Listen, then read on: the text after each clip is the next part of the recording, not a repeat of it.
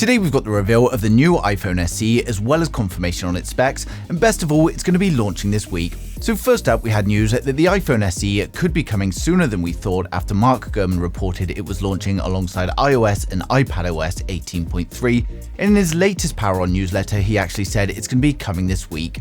Now next up, we got a post over on the Navar blog that comes up with some bad news that the price will be increasing, but let's be honest, this was always to be expected given the time between its predecessor's launch and now.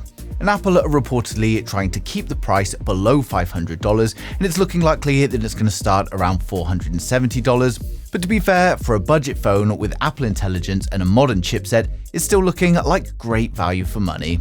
Now, we've also got news that the iPhone SE is going to be the first device to use the Apple-designed 5G modem along with a custom Wi-Fi 7 chip to deliver the latest technology, and this is no doubt also assisted with some cost savings. There are also rumors about a larger iPhone SE4 Plus model circulating, but these are simply just rumors at the moment, and I'm 99.9% sure that it's just not going to happen. We're only going to have one. Now, a larger model is just going to cost more, and it just doesn't make sense in the ecosystem, although it could be that these rumors are something to do with the new iPhone Air that many leaks are talking about. Now next up, we've finally got the reveal of the iPhone SE, and it's not quite what I expected, but it is very close.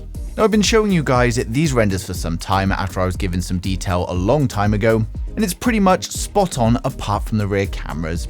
Now, a case manufacturer recently uploaded these photos of their iPhone SE case showcasing the full design, and while the front of my renders were correct with the notch, you can see on the rear that the camera lens placement was correct, but it appears to have a small horizontal module that also houses the LED flash.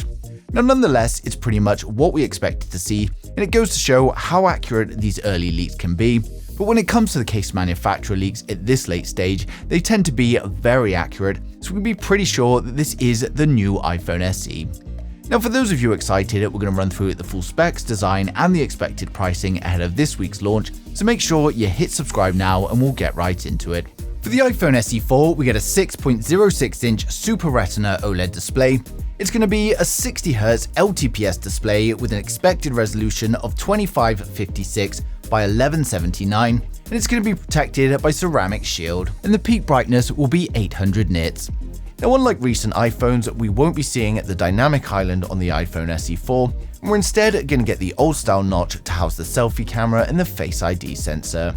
The selfie camera is going to be a 12-megapixel wide-angle camera, and the exact sensor is still unknown at the moment, but it's likely to use the same camera from the iPhone 14.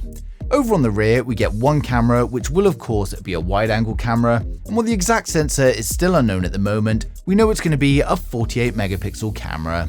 Now, it's going to be powered by the A18 Bionic and come with 6GB of RAM and 128GB of storage. It's also going to be powered by a 3279 mAh battery with wired and wireless charging, and while the fast charging is still unknown at the moment, we expect it to be around 30 watts. It's going to be shipping with iOS 18, and Apple are aiming for a launch price at between $500 and $550, and it's going to be launching in mid-March. So overall, the iPhone SE4 is looking like a great refresh to the iPhone SE series, and it's looking much more like a modern smartphone than the previous generation.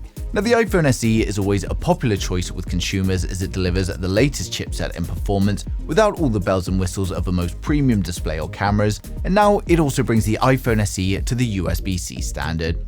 Now, the phone has been delayed multiple times now according to the leaks, but it seems this week is the likely launch candidate, and it should be launching any day now. So if you're not too concerned about having the best of everything on your phone, you can skip the iPhone 17s that just launched and hold out for the new iPhone SE4. Now, for those with an older iPhone SE, I also think it offers plenty of reasons to upgrade, so this is no doubt going to be reflected in Apple's sales. And of course, launch is hopefully just a few days away now, so it won't be long until Apple give us every single detail. But if anything else comes in the meantime, I'm going to be sharing it straight away, so make sure you subscribe so you don't miss a thing in the future.